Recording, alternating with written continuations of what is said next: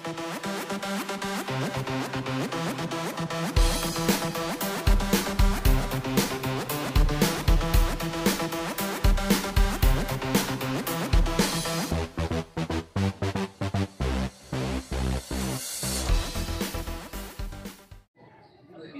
mga katrops, nandito tayo ngayon sa sports event dito sa Lethbridge, Alberta. Ang tawag dito ng sports ay Southern Alberta Sport Festival. At di ko na magpapaligoy-ligoy pa at i-interview natin to si Kuya Ruel. Sir, kumusta? Ayos lang. Yun. Ito si Kuya Ruel, isa sa mga leader dito sa sports na event na to. At makinig kayo at i-invite na tayo kung anong meron ditong alam niyo na yung mga plataforma o mga events na ginagawa nila sa sports. Alright? Well, tama yan. So una sa lahat, talagang nagpapasalamat ako sa iyo, parang Glenn. At napaunlakan mo ako. Siyempre, kinagalak natin. Ang organisasyon na naghahatid sa inyo. Maghahatid sa inyo ng ito. Yung Southern Alberta Sports Festival. Ihahatid po namin sa inyo ito sa July 18 to 20. Dito rin po yan sa Lethbridge, pero imbitado po lahat ng lahat ng cities dito sa Southern Alberta. At hindi lang sa Southern Alberta, parang Glenn. Meron din tayong nag-confirm na isang team, pero wino-workout pa natin yung kanilang pagdating dito kasi gusto ko maganda yung pag-welcome sa kanila. Nasa Ontario. Ontario? Layo naman. Nag-confirm sila. Tapos meron na rin tayong team na manggagaling sa Calgary. Meron tayong team na manggagaling sa Taber. Meron na rin tayong team na manggagaling sa Brooks. Workout po natin lahat yan. Kaya tinatawag tong Southern Alberta kasi mostly sa Southern Alberta eh. Yung Lethbridge kasi kung di nyo alam, nasa southern part kami ng Alberta. Tama po. Tama po yan. Pero pinangalanan po natin itong Southern Alberta Sports Festival kasi tayo po yung mag-host. Pero imbitado po lahat ng cities sa buong Canada. Ganyan po. Sa ngayon po, bigyan ko lang po kayo ng magandang storya. Yung medyo may palaman dito sa Southern Alberta Sports Festival. Sinimulan natin itong itong event na to sometime in 2023. July din siya kasi yun ang kauna-unahang Southern Alberta Sports Festival. Dito rin siya ginanap at second week or third week ng July. Ganun araw din po. Within third week ng July, ganun po natin ginawa. So bilang tradisyon, gusto po nating gawin yon sa isang venue ngayon sa Lethbridge. At ganun din pong araw para magkaroon po ng marka. Yung araw na yon na ginagawa natin yung Southern Alberta Sports Festival. At nagpapasalamat po muna ako kay Glenn sa lahat po mga subaybay sa kanya. Alam ko marami pong maraming mga tagahanga, mga taga-subaybay. Hindi lang dito sa Canada. Hindi lang, di ba pre? Sa Middle East, alam mo yun, sa mga Pilipinas. Sabi ko na nga kapag nakakaharap ko to, nai-intimidate talaga ako mga kababayan. Talaga po, totoo yan Glenn. Kasi katulad nga na lagi ko sinasabi sa kanya, Glenn, na-intimidate ako pag nakikita kita. Alam mo ba kung bakit? Kasi pakiramdam ko pre, iba talagang kamandag ng dala. Tulungan lang tayo dito, tulungan. At saka Pilipino tayo eh. Tama po. Magkaisa tayo, di ba? Mabuti na sabi mo yan. Alam ko merong ibang mga grupo dito. Ngayon, ano man yung di ba? Supportahan na lang. Ay, totoo yan. Diba? Naniniwala ako dyan kasi po, malaki man ang Lethbridge kung sa aking paningin, pero napakaliit lang po ito para sa lahat nating mga kababayan kung tayo po'y nagkakaisa. Yan po panawagan. Meron po akong babasahin sa inyo na isang tula na ginawa ko na ngayon sinasalin natin sa isang awitin. Then, kung maaari lang, kunin ko na yung cellphone ko. Sige, walang problema yan. Ipapasa natin ito. Sige. Mga katrops maghintay tayo at meron daw isang tula na ginawa si paring Ruel dito eh. So, ayan mga katrops. Ito yung post na nila mga katrops. Meron silang mga sports dito. So, basketball, volleyball, badminton. Yan. So, ipopost ko to mamaya ipopost ko to sa thumbnails para alam yung yung mga parating ilang events. Yan. So, yan, continue na natin yung Ito. interview natin kay Kuya Ruel. May Yan. Parang Glenn, katulad sinabi ko sa'yo, may sinulat akong tula.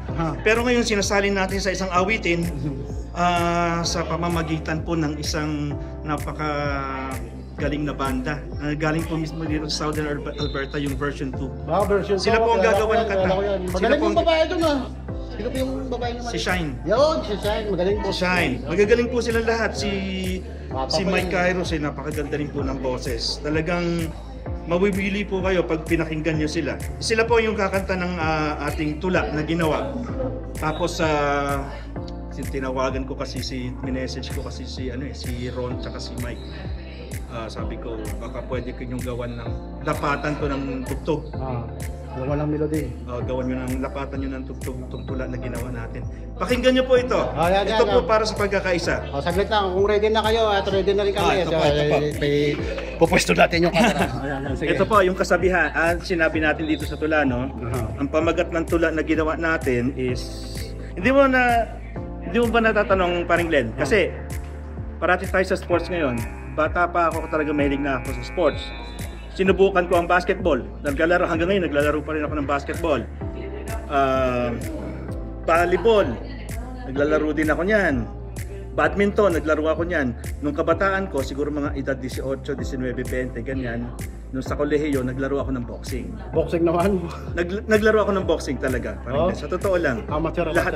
Hindi, sa school boxing, ganyan. Ay, parang mga tawag dito, mga regional. Physical education. Pumasok ko sa boxing. Pumasok din ako sa taekwondo. Sa nabalian ako ng tadyang. Ngayon, pumasok ako dyan. Swimming. Nag-swimming din po ako. Mahilig din po ako tumakbo. Marathon. Pwede rin din ako mag-sprint. Nung kabataan natin ngayon. Alam nyo, paring Glenn, kasabihan nga, a healthy mind lies in a healthy body. Ayun. Kaya nitong mga nakaraang buwan, sabi ko, bigyan natin ng healthy mind ang ating mga kababayan. Yes, Gusto nating paano natin gagawin yun, bigyan natin sila ng healthy body. Di ba? Ayan po, basahin ko lang sa inyo yung tula na ginawa natin. Kasi nabanggit ni paring Glenn, dalawa yung ating Filipino organization dito. Yun po yung katotohanan. No? Kasi ganito yan. Sige pre. Nung dumating ako dito, kunwari, lipat ako ng ibang province. Way back siguro. Saan province ka dati? Regina ako. Regina? Meron taga Regina, may kinontak na ako dyan, baka papunta rin sila rin. At least minimit natin yung mga taga Regina. Ngayon, nung nagtaka ako ba't dalawa yung Filipino organization dito. Yun lang yung pinagkakataka ko. So, huwag ka magtaka. Wala akong masabi kasi alam mo naman, mahirap na. Kasi alam po ninyo, ito nga sabi ko kay paring Glenn magkwentuhan tayo kasi niyaya ko siya magkwentuhan lang. Pero hindi ganito na talagang magkwentuhan tayo, isang masabaw na topic. Sabi ko sa inyo, isang masabaw at katakam-takam na topic tungkol sa Lethbridge. At siyempre, lalo natin bigyan ng pansin o tuunan yung Southern Alberta Sports Festival. Sabi niya, hindi, pag-usapan din natin yung mga nangyayari. Sige. Okay lang. Sige. Pero sa ngayon, dalawa nga, yung Filipino-Canadian Association of Lethbridge, yung FCALA, at saka yung FIESLA. Actually po yan, Glenn, parang Glenn, di mo natatanong, ang presidente ng FIESLA, si Jerry Sagin, kaibigan natin yan. Kaibigan ko po yan.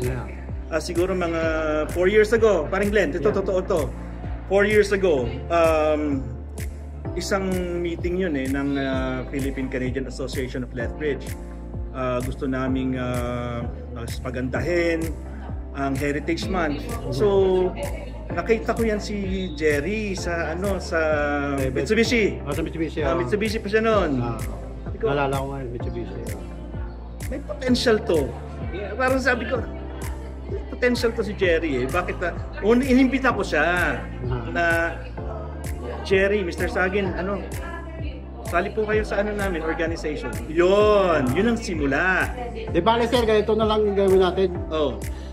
Kunwari, pagka nakausap natin yung sina Kuya Jerry, at least merong chance na maging, alam mo yun. Alam mo, maganda. Kung hindi man lang maging magkaisa, at least Okay, supportaran nyo. Magtulungan. Supportaran nyo yung tala, supportaran nyo yung fiesta. Napakaganda po niyan. Sang-ayon ako dyan. Kuya Jerry ha, kung nanonood ka, ganitong gagawin natin. Sang-ayon ako dyan. Yan.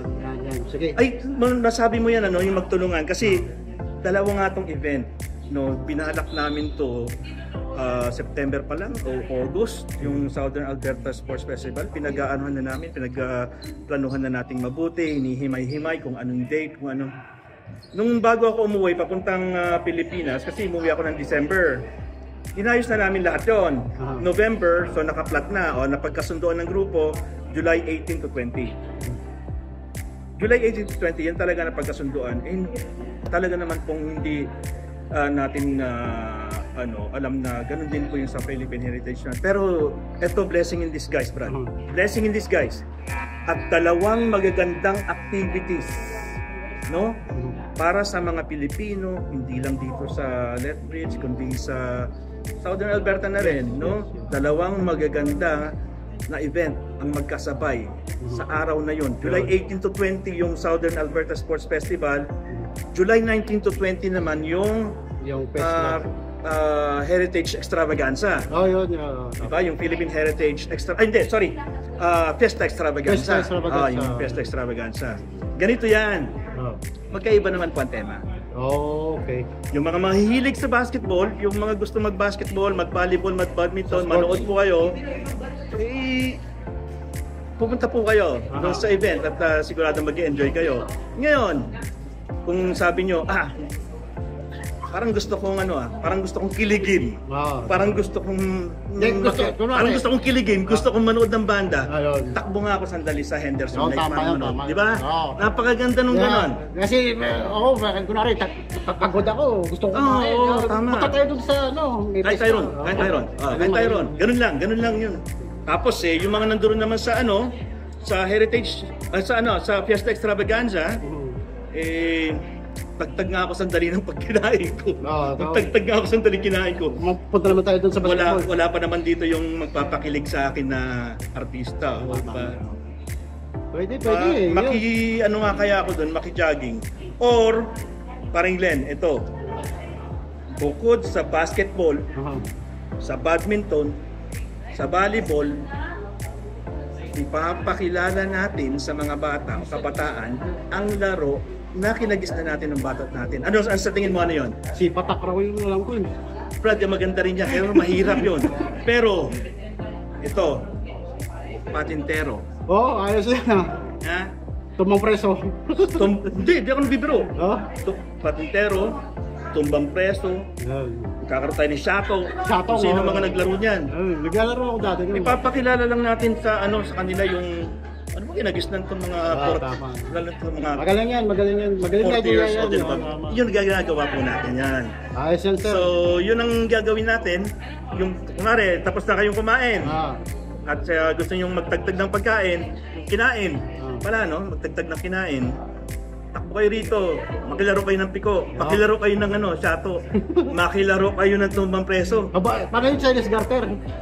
Di ba Chinese garter? Hindi ako marunong dun eh. Hindi ko nilaro yun eh. Hindi mo nilaro yun? Ang bakla lang yun kasi yung Joke lang. So hindi ako naglaro ng Chinese garter. So naglaro ako ng tumbang preso. Naglaro ako ng touching runner. Naglaro ako ng Shato. Naglaro ako niya, magaling ako dyan sa Shato. Tingin ko, gusto ko i-challenge lahat ng mga bata naglaro. Nung kabata yung kapanahon ako, naglaro ng Shato. Tina-challenge ko kayo, tatalunin nyo ako. Yan, kung naglaro kayo, talunin nyo to, Shato. Pag tinalo nyo ako sa Shato, ewan ko na lang. Magaling kayo. Pero hindi sa biro, talagang totoo. Ibabahagi natin sa ating mga kabataan. Kung introduce your culture. Hindi, ibabahagi natin sa kanila. Ito kami noon. Yes. Tama yun. Ito kami noon. Parte ito ng kultura namin. Parte ito ng aming physical activities. Yes. Nung aming kabataan. Yan. Tama yan. Hindi lang puro gadget, Brad. Kasi ayoko sa gadget eh. Brad, wag puro gadget. Kasi dalawa yan eh. Lalabo mata. O manghihinang katawan. Wala pa maglaro tayo. Ganun ka lang Walang enjoyment. Anyways. Sige, saglit lang Bago tayo dumako dun sa tulad na ginawa ni Kuya. May ilan yung division na sa basketball, sir? Okay, sa basketball, ito tayo, no? Sa basketball, meron tayong open division. Open division. Oh, makinig kayo kami, open division. May open division. Oh.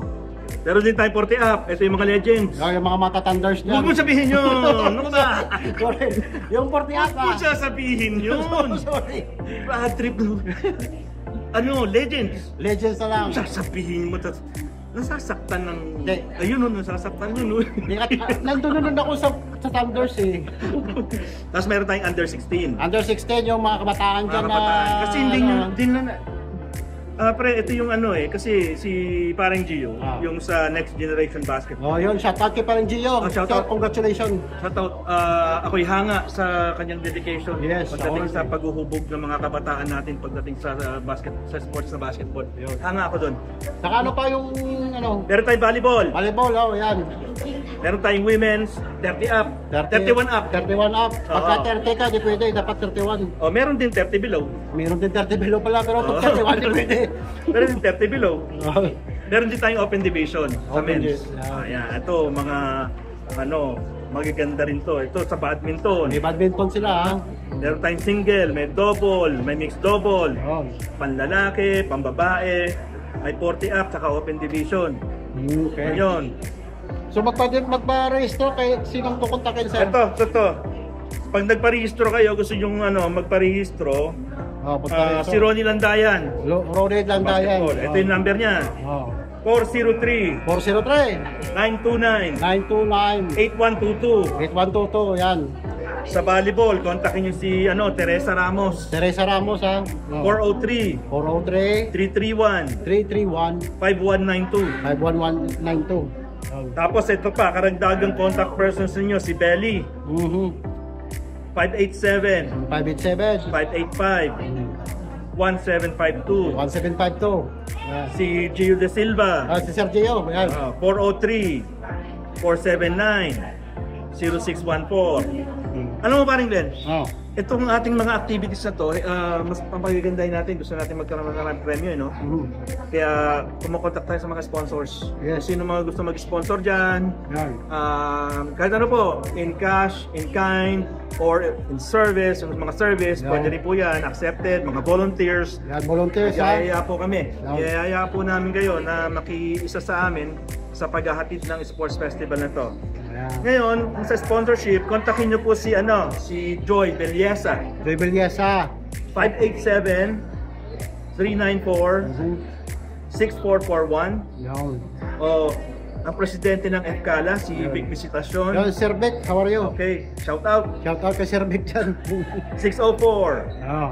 720 9898. Yan. Sir Vic, At ha? sa mga gusto pong magkaroon din ng exposure sa media, kontakin nyo po yung aming official vlogger. Nakakaya. Pasok! Sir, huwag nyo kalimutan na with the Dalags para at least tuloy-tuloy lang tayo. Kung gusto nyo magpa-promote or meron kayong mga events, tawagan nyo lang ako or alam nyo yung Facebook ko, Glenn Dalag o with the Dalags. Yan. Siya po ang aming official vlogger Yeah. ng Southern Alberta Sports Festival. Yeah, Kinagagalak po namin yun. Kinagagalak namin yun, pre. Okay. Okay, dumako tayo sa tula. Sige, para matapos Gusto ba itong sige na. Samahan mo ako, pre, sa pag Ito, Okay, sabi. Ang pamagat ng tula na ginawa natin na ngayon po ay nalapatan na ng musika ng version 2. Maraming salamat kay Mr. Ron, kay Ron, tsaka kay kay Mike Kairos. Napakagaling pong mga musikero nito. Napakagaling na musikero itong mga to, yung version 2. Yo, yeah. Talagang, nako, pag pinakinggan mo yung musika nila, hindi talaga sabihin mo may engganyo kang kumanta rin Yeah. at sumayaw. Okay, ito na yung tula. Luzon, Visayas, Mindanao, tatlong bituin at ang araw. Lakas ng lahing kayumanggi na minamahal, isisigaw sa buong mundo, kayumanggi ang lahi ko. Yun. Ito yung sinasabi mong kaninang pagkakaisa, laman ng tula yun. Oh, sige. Pagkakaisa ang aming panawagan, kalimutan ang galit at hidwaan. Yo, tama yun. Ba? Mag-iisa tayo kasi Kalimutan ang galit at hidwaan. Pilipino tayo eh. Tama. Tama. Mga bayan, nakasulat na, hindi ko na yan, yung tula natin, yung ka. Mga bayani nating nakibaka, dahing kayo manggi, biglang laya. Kahit sa ibang bansa, lahing kayo manggi. Paring Glenn, anong mangyayari? Kahit sa ibang bansa, lahing kayo manggi. Kikislap ng mistulang tala. Oh, putang na, galing. Oh, sorry. Sabi mo rin, napapamura Hindi ka. kasi ang galing eh. Ang galing eh. Napapamura. YouTube. Huwag mong tatangin. YouTube, pasensya na. Pasensya na. I-blink na lang natin yun. I-blink mo na lang yun, ha? Natin yun. Babasahin ko ulit, baka magmura ka na Hindi naman. kasi nakaka-touch eh. Ulitin ko yan, ha? Sige. Mga bayani nating nakibaka, Ayun. para lahing kayo manggi, biglang laya. Kahit sa ibang bansa, lahing kayo manggi. Sabay tayo. Kikislap ng mistulang tala. Magaling. Lakas ng Luzon, ayan yun. Ba? So, ito po, kanta na siya ngayon. Magaling. Isa na siyang awitin. Ibig sabihin yan, brown power yan. Hindi, pre. Kayo magi. Ito yun. The power of brown. Katulad ng sinabi ko sa iyo eh. Isa sa mga sahog, no? Isa sa mga sahog ng Southern Alberta Sports Festival ay ang adobo. Ayun. Tanungin mo kung anong adobo. Ano yung adobo, sir? Adobo means a dose of brown origin. Ayan po.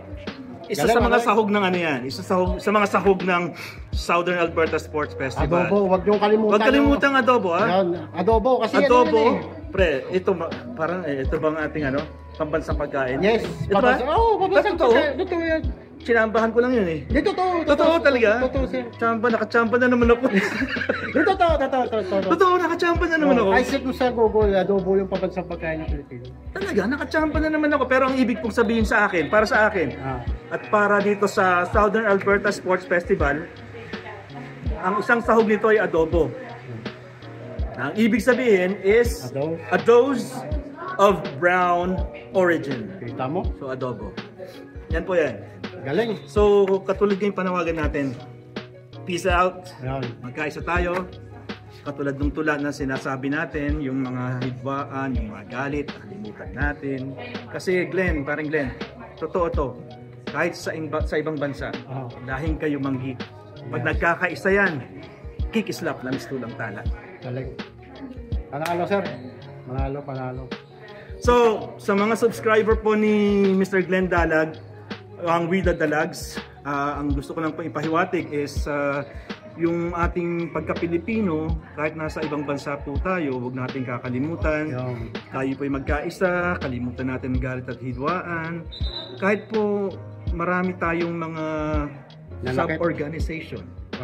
Iba't ibang organisasyon natin, hindi mo maaalis eh. Kasi katulad ng katulad nito. Ka-vibes ko siya. Katulad yan ako Bisaya, ikaw Tagalog. Ganon yun eh. Tama. May organisasyon ng mga Kabisayaan. May organisasyon ng mga Ilocano. Meron din. Pero isa lang ang kulay natin. Tama. Kayo manggi. Lakas ng lahing kayo manggi. Doon lang tayo nagkakaisa. Doon din tayo magkakaisa at hindi natin maitatanggi. Iisa ang lahi natin. Lahing kayo manggi. Ang lakas ng lahing kayo manggi. Yan po ang tinatawag na Pilipino. So Pilipino tayong lahat. Yes. Tama yun, sir. So maraming salamat kay Mr. Glenn Dalag. Alam niyo pa talaga totoo, pag nakikita ko si Glenn, na-i-intimidate ako kasi talagang ibang kamandag ng dalag, mga brad. Then gusto ko lang ipakita ko sa buong mundo kung anong meron dito sa Lethbridge eh. Kasi promotion to eh. For to promote natin yung Southern Alberta. Salamat. Lahat. Maraming salamat. Lahat ng mga Pilipino establishment o ordinaryong Pilipino ipopromote natin. Maraming salamat po. Kaya po sa lahat ng mga mahilig sa sports, join na kayo, nood kayo. Sa gusto maglaro ng piko, sa gusto maglaro ng tumbang preso, sa gusto maglaro ng patintero, maglaban-laban tayo. Okay? Para tayo magkasaya.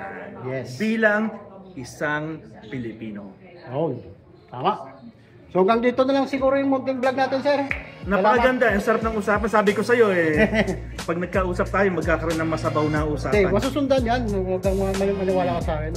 Ulitin ka pa, si Mr. Glenn Dalag, yung Wida Dalags, ang official vlogger ng Southern Alberta Sports Festival. 3 araw po yon, July 18 to 20. Maglaro po tayo, magsayahan po tayo, at higit sa lahat, magkaisa po tayo. Alright. Hanggang dito na lang ha. Stay tuned and rock and roll. Peace out. Thank you.